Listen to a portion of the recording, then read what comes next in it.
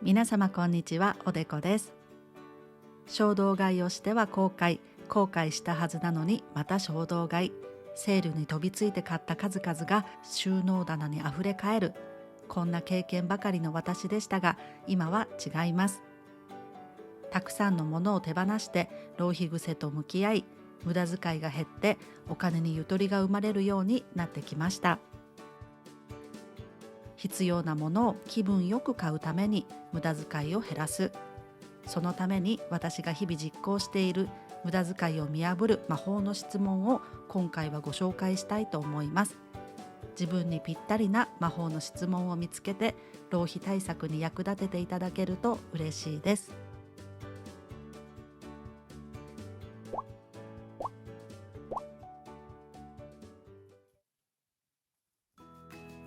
まず一つ目は、倍の値段でも欲しいです。これは特に100均セールなどお買い得を感じる場面で有効的な質問です。例えば100均だったら200円でも買いたいのか、セールだったら定価でも買うのかと考えてみてみます。200円なら話が違う、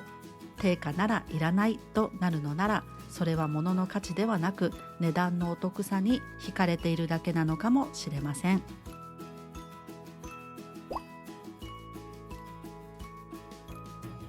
ちなみに今開封しているのは新しく買い替えたダイニングテーブルです。自分のイメージにぴったりのものがなかなか見つけられなくて、この2年くらいずっと探していました。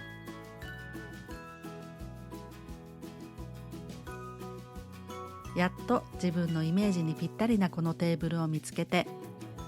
本当にぴったりだったので、倍の値段がかかっても送料が高くついたとしてもこれがいいと思ったので今回購入しました。お得そうな価格設定をうっかり信じてしまう素直な私だからこそ、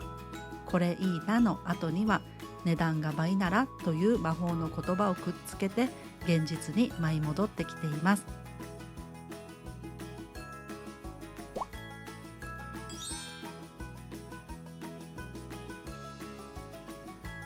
2つ目の魔法の質問は、もう目移りしないです。本当に納得感のあるお買い物なら、もう目移りしないと聞かれても動揺することはありません。少しでも心がざわつくのであれば、それは妥協が混ざっている可能性が。今の世の中、新商品は次から次へと出てきます。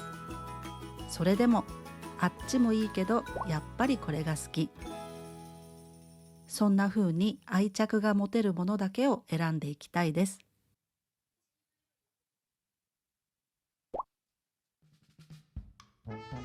次の質問は、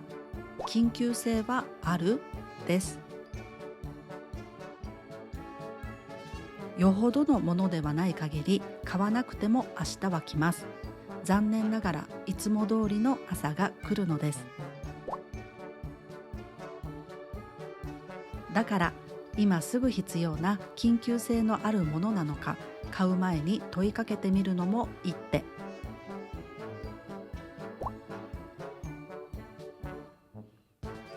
例えば服なら、これを買わないと明日真っ裸という状況なら絶対にすぐ買うべきなのですが、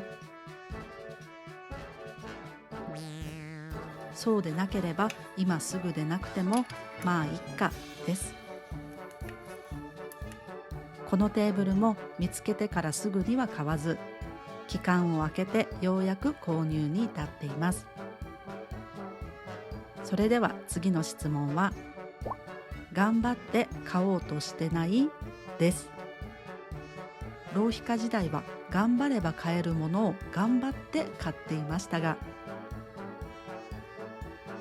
今は頑張れば買えるは買えないのとイコールだと考えています。例えば飛行機のファーストクラスのチケットなら、そもそも全く買えない価格なので選択肢にも入りません。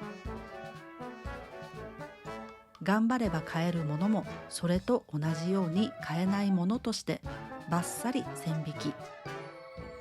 欲しいと思った時にお金のやりくりを計算した時点でそれは買えないもの。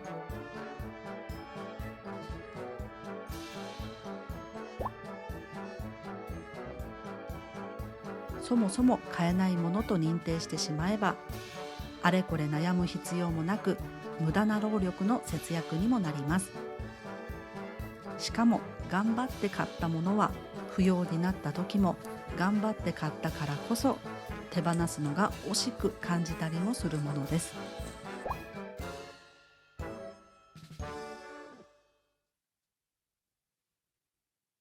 だからこそゆとりを持ったお買い物が大切。頑張らなきゃ買えないものがどうしても欲しいのなら節約を頑張ったり仕事を増やしたり、ゆとりを持って買えるようになってから検討しても遅くはないはずです。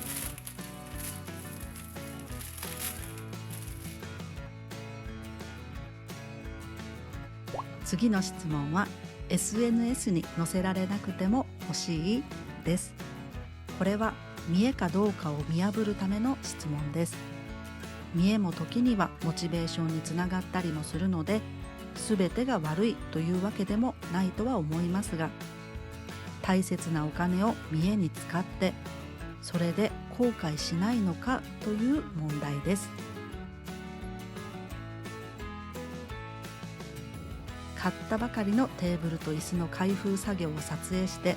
全世界に配信しているこの私に言われても説得力がないとは思いますが、他人に見せたいから買うのではなくて自分に必要だから買う、その視点はぶれずにいたいと思っています。次の質問は他の選択肢は考えたです。これは欲しいものに出会うと猪突猛進、一点突破、そんな状態になってしまう浪費家の視野を広げるための質問です。例えばダイニングテーブルを買うなら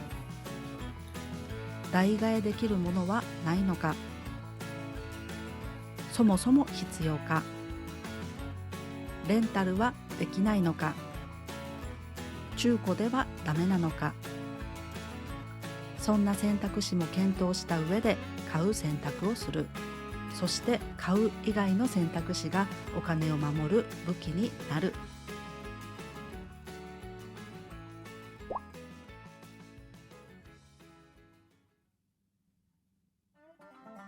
次の質問は同じ金額のお金がもらえるならです。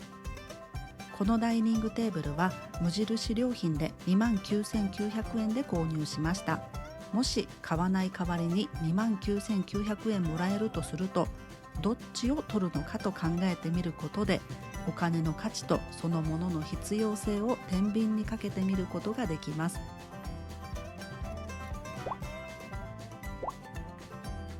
トイレットペーパーを買わない代わりに500円あげると言われても、それよりもトイレットペーパーを買わせてほしいと思うはずです。だからこそ同じ額のお金がもらえるとしたらと問いかけて、トイレットペーパー側のものなのかそうではないのか見極める。意外とお金がもらえるならいらないと思えるものが出てきて、浪費対策にとても役立っている考え方です。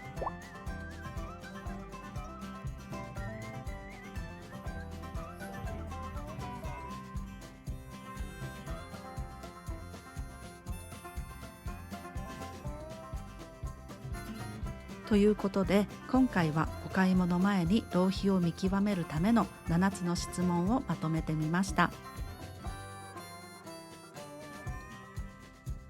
浪費家時代には考えられなかったことですが、お買い物ってたまにだから楽しいのです。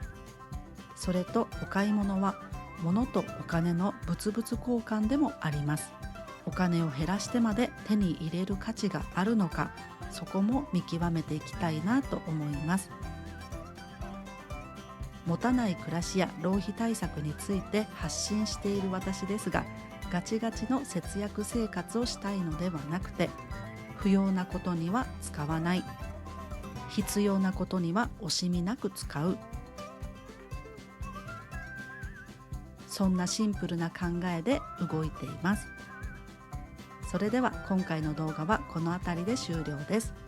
最後までご覧いただきありがとうございます。